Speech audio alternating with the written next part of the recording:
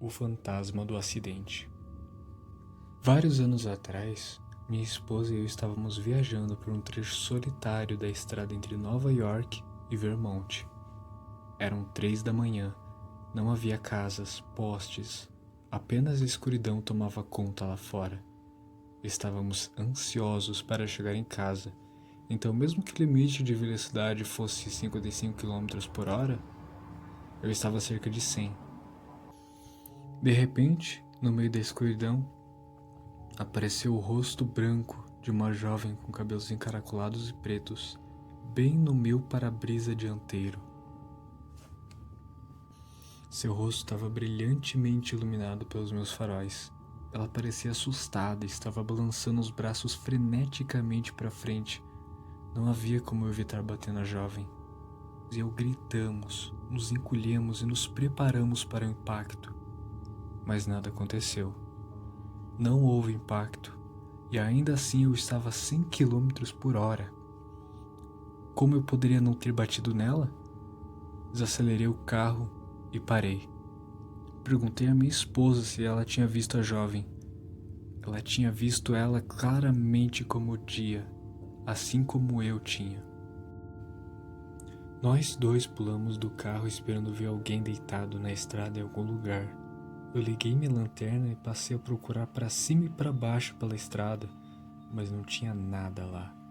Ninguém estava caído na estrada em lugar nenhum.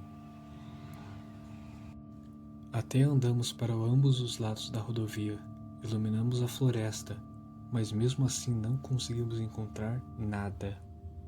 Tivemos que sair, mas eu disse à minha esposa que iríamos parar na primeira delegacia que achássemos, pois tínhamos certeza que algo terrível tinha acontecido. Dirigimos mais 12 quilômetros e finalmente chegamos a uma delegacia estadual. E eu parei. Minha esposa e eu explicamos o que tinha acontecido alguns quilômetros atrás. Os 2 policiais estaduais que estavam ouvindo nossa história olharam um para o outro e começaram a rir. Eles com certeza não estavam acreditando em nós. Então eu parei de falar e apenas olhei para eles. E então, um dos policiais disse: "Sinto muito, não queríamos rir, mas o que você viu foi nossa lenda local. Cerca de 15 anos atrás, uma jovem com essa mesma descrição estava viajando naquela estrada solitária, sozinha, no escuro. O pneu dela estourou e ela tentou sinalizar freneticamente para o primeiro veículo que apareceu. O veículo era de 18 rodas e o motorista do caminhão não conseguiu parar. A jovem foi atingida e morta naquela noite. Agora, de vez em quando, viajantes noturnos veem a jovem ainda tentando sinalizar para que alguém possa ajudá-la. Minha esposa e eu saímos da delegacia com um misto de emoções. Estávamos felizes por não termos atropelado ninguém naquela estrada. Nos sentimos horríveis pela moça que aparentemente revive esse horror repetidamente, mas também estávamos completamente assustados e sem palavras. Nós dois não acreditávamos em fantasmas, até aquele dia.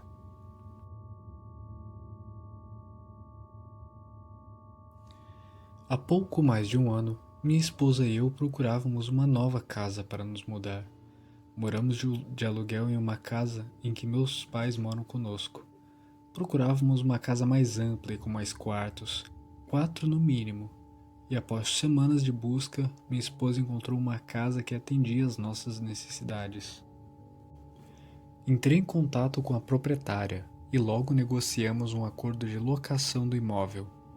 A casa estava precisando de pequenas reformas e uma pintura.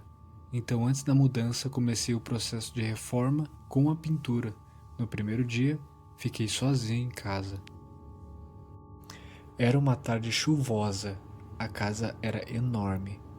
De repente, quando estava em um dos quartos pintando, comecei a ouvir sussurros ao meu redor, seguidos de portas batendo repentina e violentamente. Mas o mais estranho era que não haviam correntes de ar que pudessem empurrar as portas daquela forma. Estava tudo fechado. Como aquela não era a primeira experiência estranha que já tive na vida, segui com o serviço enquanto sentia um forte arrepio na espinha. o que incomodava cada vez mais. Durante todo o período de reforma, as vozes e a sensação de estar sendo observado só aumentavam. Após nos mudarmos certa noite, cheguei do trabalho e minha esposa disse que meu filho mais velho não conseguia ficar no seu quarto. Parecia estar com medo. Preocupado, deitei ao lado dele na sala para acalmá-lo e acabei cochilando por alguns breves segundos. De repente, tive a sensação de estar sendo observado. E ao abrir os olhos, vi nitidamente algum tipo de sombra entrar correndo no quarto do meu pai. O mais estranho é que, pela reação dele, meu filho também pareceu ter visto, mas ficou tão assustado que fingiu não ter visto. Numa noite, já cansado de toda a agonia daquela aura pesada da casa, comecei a orar por cada cômodo. E do segundo andar, eu comecei a jogar um punhado de sal grosso na tentativa de purificar o ambiente. Ao olhar na direção da parte mais escura de um quarto, eu vi um vulto alto e negro me encarando.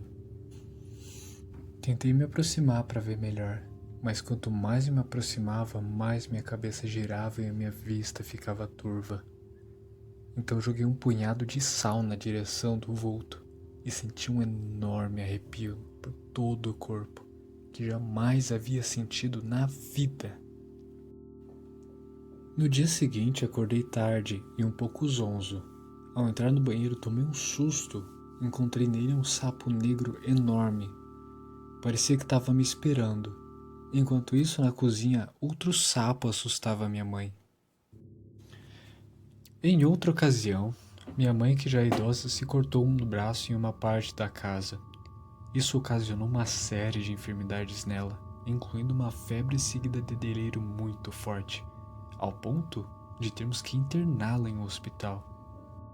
Um dia, enquanto minha mãe se recuperava, pedi a uma amiga da família para dormir em casa e fazer companhia a ela, pois eu precisava viajar a trabalho. Minha amiga me relatou que na primeira noite em casa não conseguiu dormir devido à sensação de que tinha de não estar sozinha no quarto. Depois disso, ela não quis mais ir lá em casa. De lá para cá, minha mãe teve mais um acidente, dessa vez mais sério, o que causou nova internação. No mesmo período, meus filhos e minha esposa adoeceram estranhamente. Tive 2 acidentes leves de carro, mas com belo prejuízo material. De um tempo para cá, as coisas meio que acalmaram, mas às vezes ando pela casa tarde da noite, ouço sussurros, às vezes tenho arrepios e a sensação de que alguém está andando pela casa, nos observando. Devido ao custo de mudança e por conta da quantidade de coisas que possuímos, ainda moro nessa casa mal assombrada. Mas assim que as coisas melhorarem, planejamos sair para um outro lugar. Minha esposa mal vê a hora desse dia chegar.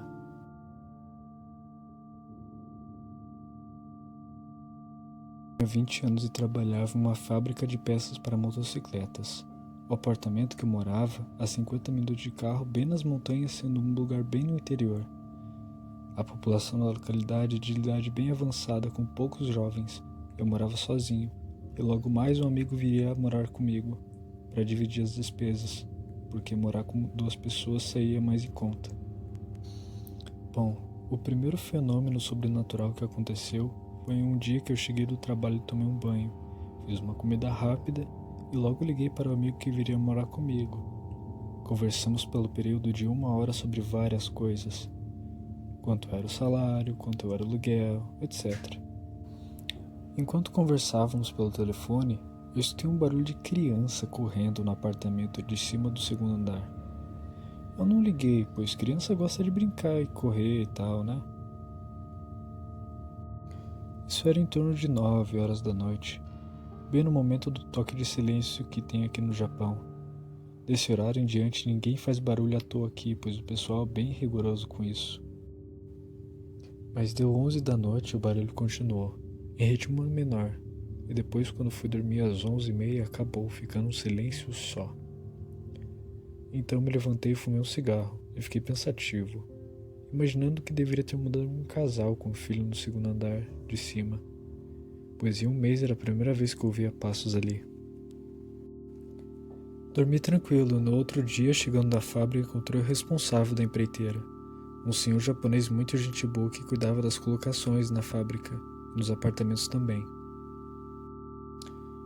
Então, lhe perguntei se havia mudado alguém recentemente no apartamento do segundo andar do meu prédio, pois estava um barulho a me incomodar. Eu sugeri que seria bom se eu mudasse então para o segundo andar e eles mudariam para o primeiro andar, trocando. Mas o responsável da empreiteira me olhou sério e, balançando a cabeça, me disse: "Você está enganado. Ninguém se mudou. Ele está vazio." Aquilo foi um choque para mim. Quando fui embora, eu estava com um pouco de medo e, chegando lá, ao observar a janela do apartamento do segundo andar, vi que realmente o apartamento estava apagado e sem luz. Tomei banho, jantei como sempre e fui assistir TV. Às 9 da noite, começaram os passos no andar de cima novamente. Me assustei e saí logo para ver o apartamento do segundo andar. Estava sem luz e escuro. Voltei e estava em silêncio. Às 11 da noite, me deitei com medo e não conseguia dormir. E virava de um lado para o outro, até que eu fiquei um momento entre ficar acordado e quase dormindo. Mas ao mesmo tempo, estava ciente do que se passava ao meu redor. Nesse momento, meu corpo travou. Deu kanashibari, em japonês, que é quando o corpo fica imobilizado, travado ao dormir. Eu fiquei dominado pelo medo, e nisso, escutei um sussurro no meu ouvido, uma voz de criança dizendo: "Desculpe, apenas queria brincar." E quando acabou o kanashibari, eu adormeci. Ao amanhecer, me desperto com um barulho de algo quebrando. Ao observar na mesa da cozinha, vi um copo em estilhaços. Inacreditável. Nem com uma pedra certeira eu conseguiria fazer aquilo. Fui então trabalhar no dia seguinte e avisei o responsável que mudaria naquele mesmo dia para outro apartamento na cidade. Daquele dia em diante, nada mais soube ou quis saber sobre aquela experiência.